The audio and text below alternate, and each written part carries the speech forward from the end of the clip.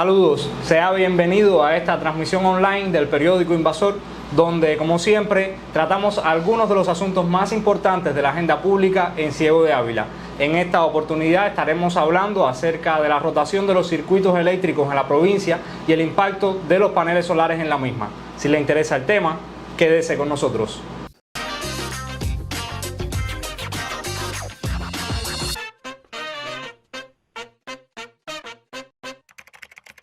En esta oportunidad tengo conmigo a Lester Arencibia Bacallao, quien es director del despacho provincial de carga de la empresa eléctrica de Ciego de Ávila. Bienvenido, Lester. Claro, sí. Yo quería comenzar preguntándole cuál es la situación actual de la provincia en cuanto a la disponibilidad de electricidad. Bueno, en estos momentos estamos pasando uno de los peores momentos, incluso lo que normalmente antes teníamos en el horario pico lo estamos teniendo casi que las 24 horas del día. Por déficit nacional que hay, son unos 900 megawatts por déficit de diésel, o sea, de lo que es la generación distribuida, además de las limitaciones que tenemos en las termoeléctricas, como tenemos averías en el gas Aruco, tenemos las averías que normalmente están como Céspedes, la segunda máquina en Felton. Tenemos también afectadas las máquinas en Renté, que están en las tres fuera. Todo eso conlleva a que estemos con el máximo apagable casi las 24 horas del día. ¿Máximo apagable quiere decir? Todos los circuitos que se pueden apagar en Ciego de Ávila, apagados. Solo con los circuitos priorizados es lo que tenemos que tener con servicio. ¿Cuáles son esos circuitos priorizados y a qué se debe que estén priorizados en este momento? Bueno, aquí en lo que es el municipio de Ciego de Ávila tenemos el circuito 2 y el circuito 3, que rotan 3 horas y media por 3 horas y media, porque son los que alimentan el Hospital Provincial Ciego de Ávila. Tenemos también el A110, el A208, que son los circuitos que alimentan lo que es el combinado lácteo aquí en Ciego. En Morón, igualmente tenemos el combinado lácteo, que se alimenta por el Micronorte y por Nereida, que rotan 3 horas y media por 3 horas y media también. Y el hospital de Morón también tiene un circuito priorizado. Hay muchas personas que tienen dudas también con las razones por las que estos circuitos quizás sean tan grandes, por la forma en que se han determinado cuáles son estos lugares estratégicos que se priorizarán. Entonces, me gustaría un poco saber la forma de cada circuito, por qué son así, por qué son tan largos, por qué los circuitos que van a ser priorizados no son quizá más pequeños y ayudar a que esa corriente sobrante se distribuya mejor entre los demás circuitos afectados. ¿Qué le puede explicar en este sentido a las personas que nos están viendo? Bueno, estos circuitos están físicamente así desde hace muchos años. Es la configuración que han tenido, nos cogió la crisis energética y a pesar de la situación económica que tenemos, se han hecho muchas mejoras. Por ejemplo, en el caso de CUPEC, que era uno de los sectores priorizados del circuito A110, se le puso una subestación de 33 kV, porque cada vez que llegaba diésel o para cualquier tipo de combustible a CUPEC, ellos necesitaban 8 o 10 horas seguidas sin afectación ninguna. Y entonces esos circuitos se priorizaban. Ya por ese concepto, el A110 no se prioriza, solo se prioriza por el lácteo. O en algún momento también por el cárnico, cuando está trabajando. Se han hecho algunas acciones para quitar circuitos priorizados, por ejemplo, las líneas de lo que es el bombeo de Cayo Coco, se apagan las subestaciones de esa provincia y se dejan los bombeos nada más con servicio por una línea de 33. Lo demás llevaría una inversión muy grande en un momento que económicamente no estamos bien. Para poder darle servicio, por ejemplo, al hospital, tendríamos que tirar líneas de 33 en una distancia más o menos entre medio kilómetro y 1 kilómetro, que llevaría una subestación de 33 kV. Y bueno, sabemos la limitación que tenemos en cuanto a los recursos. Lo mismo pudiera ser con el combinado lácteo, pero no tenemos recursos para hacer eso en este momento. Lleva una inversión que... Lleva una inversión que es bastante costosa. Y por ejemplo, subestaciones en este momento no hemos tenido. Un daño en una subestación ha conllevado a tomar medidas desesperadas. Y en estos momentos no podemos hacer. Yo creo que sería bueno también hablar acerca de los circuitos que no están priorizados, qué cantidad de tiempo pasan sin corriente, cuál es el criterio que se toma a la hora de determinar cuándo se le pone la corriente a un circuito que no es priorizado, y si existen también diferencias entre los circuitos no priorizados de Ciego Ávila y Morón y los circuitos en general de los demás municipios de la provincia. No, aquí se apagan los circuitos parejos, lo mismo en los municipios que en el municipio de Ciego Ávila. Ahora, nosotros, la política que tenemos es que tratar de que los circuitos no lleguen a 12 horas seguidas apagados. Siempre que el valor de lo que es el déficit lo permita. Por ejemplo, nosotros con 50 megawatts de déficit en la provincia, podemos rotar todos los circuitos de esta provincia 3x3. Es la razón por la que a veces, en algunas ocasiones, la gente percibe que hay alguna mejora. Pero ya cuando el apagón tiene que subir de 50 megawatts, no es posible cubrir ese déficit con un solo bloque de los dos que tenemos en la provincia. Todos los circuitos de la provincia están divididos en dos bloques. Con 50 megawatts de apagón nosotros podemos tener un bloque apagado y el otro encendido. Eso lo podemos rotar cada 3 horas y media. De 50 en adelante ya esos dos bloques tenemos que hacerlo uno solo. En dependencia del déficit que hay, como por ejemplo ahora que estamos en el máximo pagable, que está en dependencia del horario del día, están entre 70 y unos 90 megawatts. No podemos cumplir con esa programación. Entonces lo que hacemos es tratar de que para que los 78, tenemos 78 circuitos en esta provincia. La provincia consume en el horario pico unos 130 megawatts. Nosotros, teniendo servido unos 20 y tantos megawatts, no podemos cubrir todos los circuitos. Entonces, en conjunto con el gobierno, tratamos de coger circuitos de los que son priorizados y los apagamos para poder restablecer circuitos que no están priorizados en la población. Tratando de que no lleguen a 12 horas. Pero cuando el valor del déficit sube incluso un poco más, que no hay manera, o sea, lo que tenemos servido son muy pocos megawatts en la provincia, no podemos, a veces incluso los circuitos pasan de 12 horas. Entonces, 14 horas. Sí, pueden llegar a 14, han llegado incluso a 19 y 20 horas seguidas de apagón. En ese caso, lo que hacemos es siempre tratar de apagar circuitos que son priorizados, que por supuesto no puede ser ninguno de los hospitales, para poderle dar servicio a circuitos de la población que no son priorizados. Le servimos 1 hora y media o 2 horas, en dependencia de la cantidad de megawatts que podamos servir, para que esos circuitos puedan no cojan más tiempo de afectación. Es lo que podemos hacer. El último, el que más afectado está, le servimos corriente 1 hora y media. Que eso pueden ser, por ejemplo, no tiene que ser un solo circuito, pueden ser 3, 4 circuitos. Los más afectados los servimos, le damos energía a 1 hora y media o 2 horas, en dependencia del valor.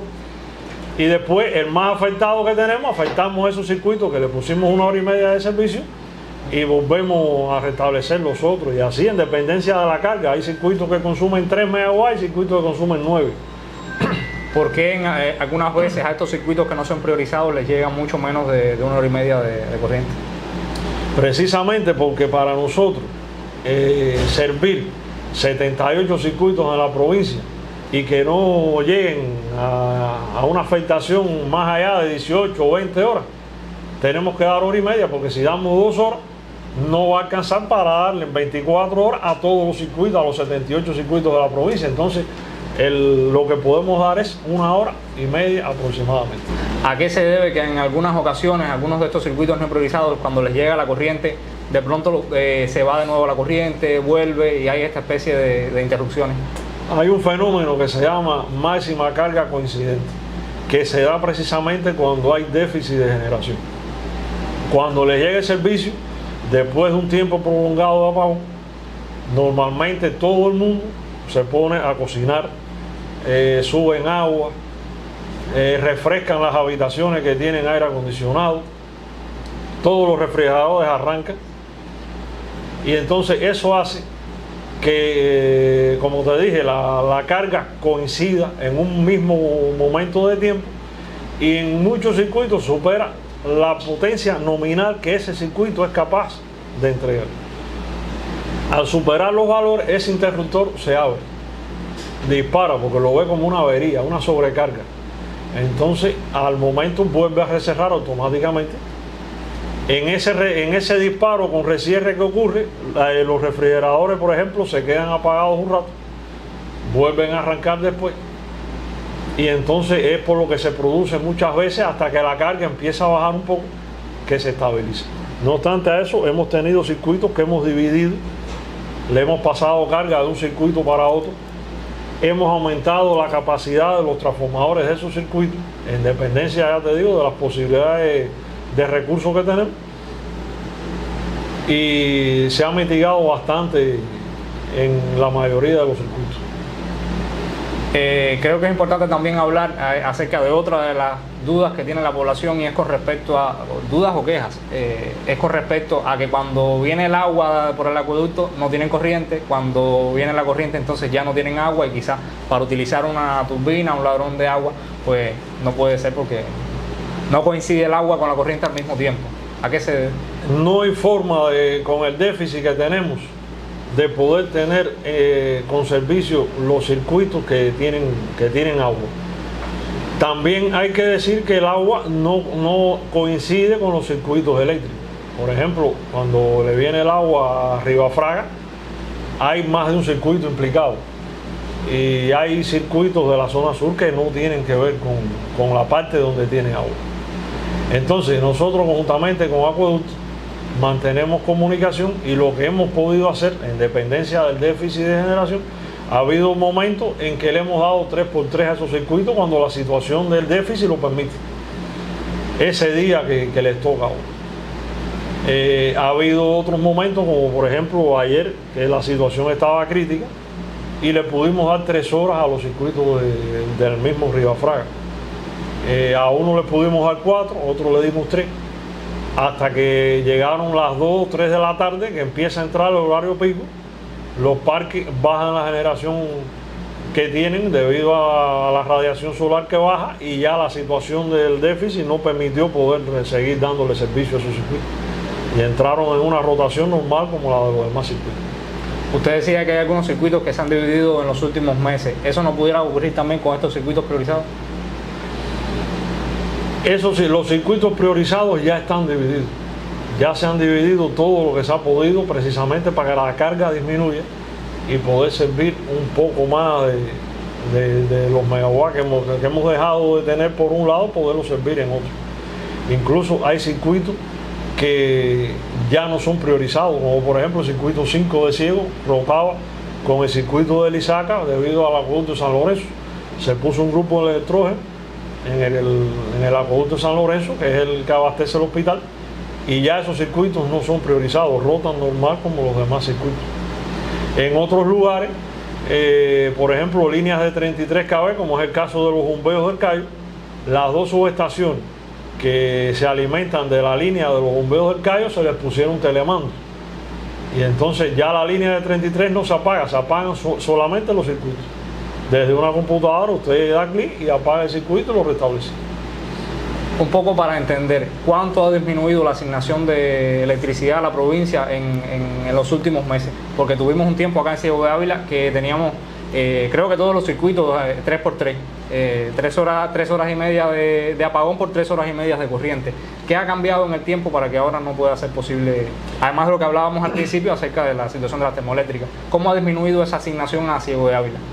No, esa asignación ha disminuido grandemente, no solo en Ciego, sino en todas las provincias. Nosotros teníamos aseguramientos a los ríos de la Soya, por ejemplo, y la Cuba, que el mismo despacho nacional nos la daba, y hoy en día no es posible casi nunca que el nacional nos pueda dar esa asignación, Eso era de 2 de la mañana a 2 de la tarde y ahora simplemente a veces por el día, gracias a la generación de los parques, es que se ha podido dar en algunas ocasiones por el día solamente, ya que en la madrugada la situación de las termoeléctricas sabemos que está crítica.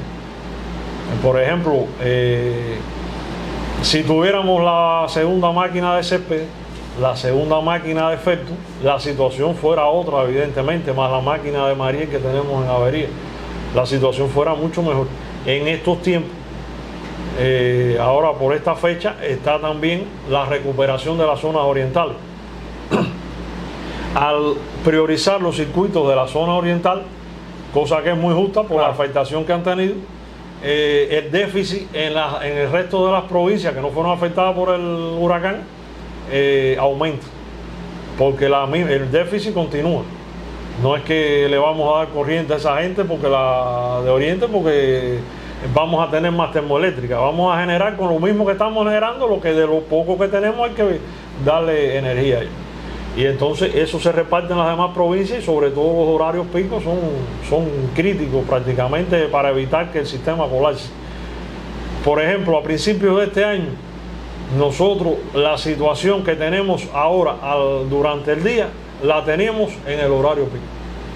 Ese máximo apagable a principios de año lo veíamos prácticamente en el pico, en el horario pico nocturno. Y por el día se podían rotar circuitos. Hoy en día estamos amaneciendo muchas veces con el máximo apagable. ¿Y todo el día se mantiene así?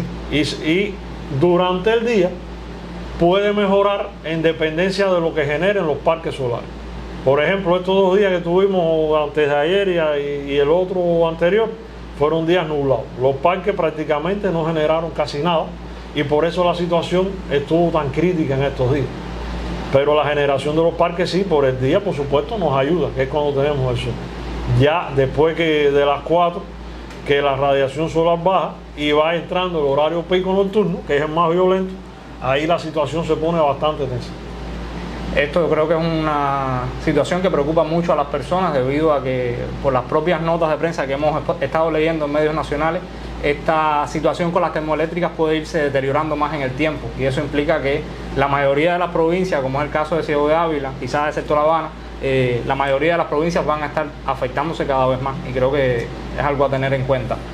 Decía algo muy interesante y es el impacto que pueden tener y las limitaciones también que pueden tener los parques solares fotovoltaicos en paliar, no resolver, pero al menos paliar un poco esta situación. Me gustaría que me hablara específicamente sobre los parques solares que se han estado instalando en Ciego de Ávila y cuál es el aporte que pueden hacer y quizá cuánto esta instalación de parques solares fotovoltaicos pudiera ayudar a reducir el déficit.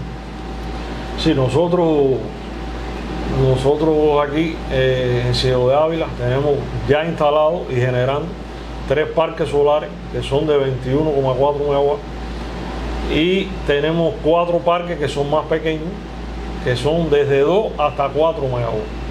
Eso suma un total de más de 76 megawatts, que en un momento determinado puede coincidir y está generando esa cantidad, pero la radiación solar es intermitente y al ser intermitente es muy difícil que esa generación sea constante. También tenemos en construcción otro parque solar de 20 megawatts, de 21 en Morón, que debería estar terminado en este mes o principios de diciembre.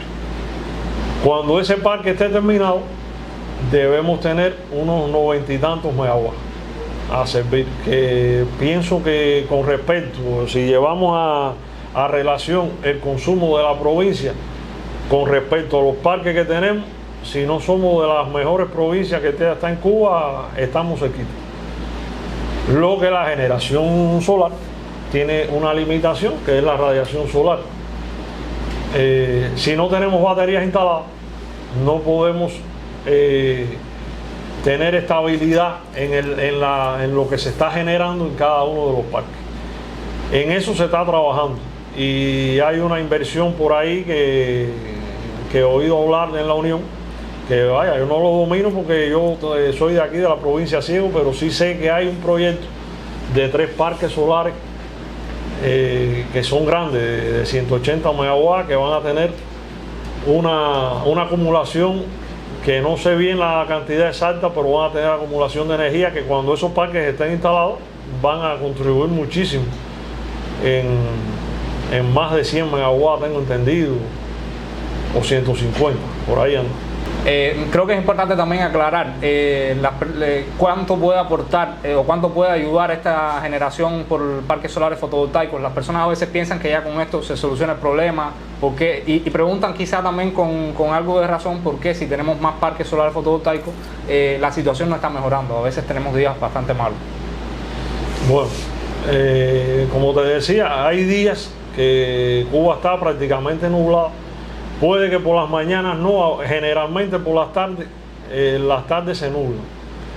Y ya ahí el horario real de donde más aportan los parques solares viene siendo de 11 de la mañana a 10 y media a 2 y media de la tarde. Es cuando más sol hay. Es cuando más sol hay. Ya de ahí para adelante, bueno, está el amanecer, apenas amanece ellos empiezan a generar, pero generan poco. Un parque solar de 20 megawatts puede estarte generando 3 megawatts a las 9 de la mañana, a las 8, depende de si está nublado o si es un día despejado, puede generarte 6 megawatts. Pero durante el día muchas veces una nube tapa el parque o tapa parcialmente el parque. Un parque solar de 20 megawatts son varias hectáreas, es un área extensa. Entonces una nube puede tapar la mitad del parque y bajarte la generación a 10 megawatts, a 15, a 5, o puede taparte todo el parque.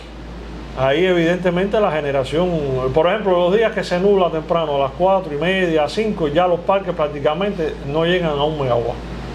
Y están generando un poquito, pero es muy poco, y con esa energía no podemos resolver nada. Ahora, durante el día son muchas toneladas de combustible que se ahorran los parques solares. Es más ecológico además. Es una energía ecológica que no cuesta nada. Por ejemplo, aquí en Ciudad de Ávila nosotros hemos tenido momentos en que se han estado generando más de 60 megawatts con los parques solares. Por supuesto no es todo momento, es un momento en el que coinciden y podemos tener hasta 60, pero con 30 megawatts que generemos ya es una ganancia de ahorro de combustible. Y si sacamos cuenta y no tuviéramos ninguno de esos parques, la situación sería mucho más peor de lo que tenemos ahora. Por supuesto, porque bueno, ha habido picos de generación en el país de más de 500 megawatts. Eso es mucho más que una guitera. Las personas también preguntan mucho qué posibilidad existe de que se instalen baterías para quizá acumular parte de esta energía y utilizarla en el horario de la noche. Hay un proyecto que es a nivel de país, que se están comprando equipamientos para poner baterías en algunos de los parques solares. Por ejemplo, el parque solar que está en construcción en Majagua va a llevar baterías ya. Las baterías, mucha gente piensa que es para generar de noche, y no es para generar de noche, es para que la energía que entregue el parque sea una energía estable. Con las baterías logramos que aunque esa nube tape la mitad del parque, la generación se mantenga de una forma estable. Por supuesto, la generación no va a ser la capacidad nominal del parque. Siempre las baterías van a tener una capacidad menor a la capacidad nominal del parque solar. ¿Qué pasa con esta? Es para suplir esas variaciones de la generación, no para generar de noche. Que hay gente que piensa que es para eso, pero no es para eso. Cuando existen estas variaciones en la generación, ¿qué ocurre? Con el sistema electroenergético, bueno, eso desestabiliza el sistema. Hay que operar el sistema con una capacidad menor que la que tenemos instalada, para que el sistema, cuando un parque sube o sale, no me desestabilice. Por ejemplo, un parque de 20 megawatts está generando 20 megawatts y con una nube le bajó la generación a 2 megawatts.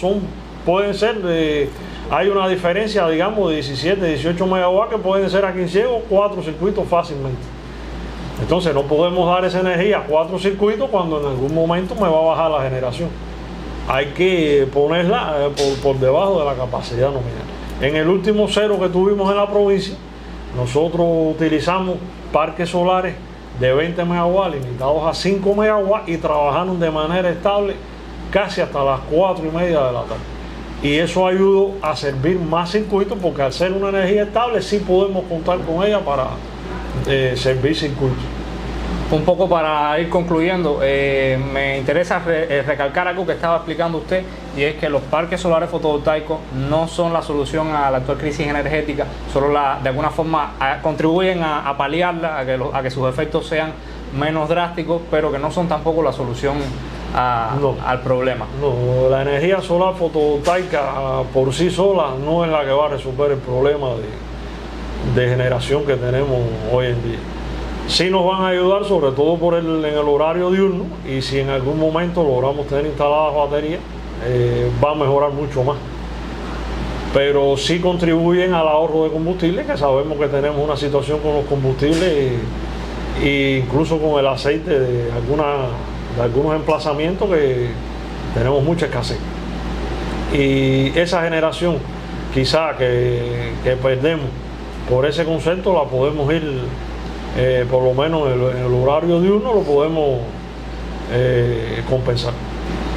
Bueno, pues muchas gracias por estar con nosotros en el día de hoy. Lester Arencibia Bacallao, quien es director del Despacho Provincial de Carga de la Empresa Eléctrica de Ciego de Ávila. Para mí fue un placer. Cuando me necesiten, aquí estamos. Y a usted, recuerde que cada semana nos puede encontrar en este espacio, en esta transmisión online del periódico Invasor, donde estaremos tratando otros temas que son de importancia para la población de Ciego de Ávila.